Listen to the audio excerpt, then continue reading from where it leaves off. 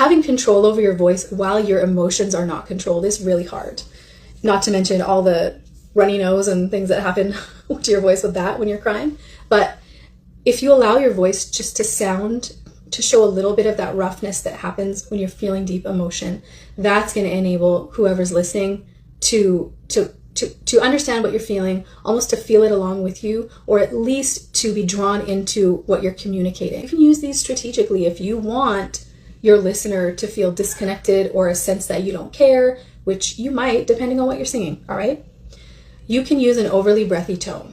So when we're listening to people talk, when someone's talking like this, we kind of get a feeling that they are not super invested or firm in what they're saying.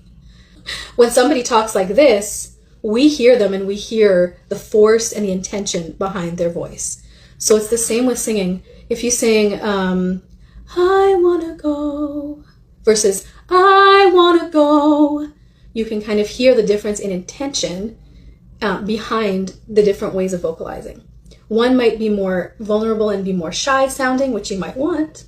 The other might be more of a declaration or a statement. But it's just how you want to use it in relation to what you're singing, to underline, to support what you're singing.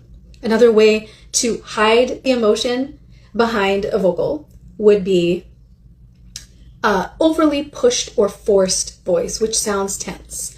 And I would definitely use this type of singing if I want to express a really deep emotion or at the peak of the energy of a song, or doing improvs or things like that. However, if you use this nonstop, your listener will feel like you're yelling at them the whole song. You may be singing and you may be belting with beautiful technique and hitting all the notes, but you are just basically shout singing in their face. I'm not going to name the name of the singer who I feel does this, and I used to really, really love her music when I was in my early 20s.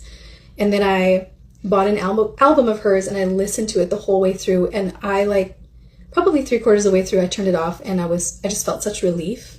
And I realized it was because I felt like I was being shouted at top volume for the entire way. This is how this singer sings. This singer is very, very good. They are technically really, really good. They're very, very popular. They have some awesome songs that I've covered that I love to listen to. But if you think about it, there's very few of their songs where you can really sense true vulnerability, because she is pushing her voice to max volume and max pitch, like the highest she can belt almost the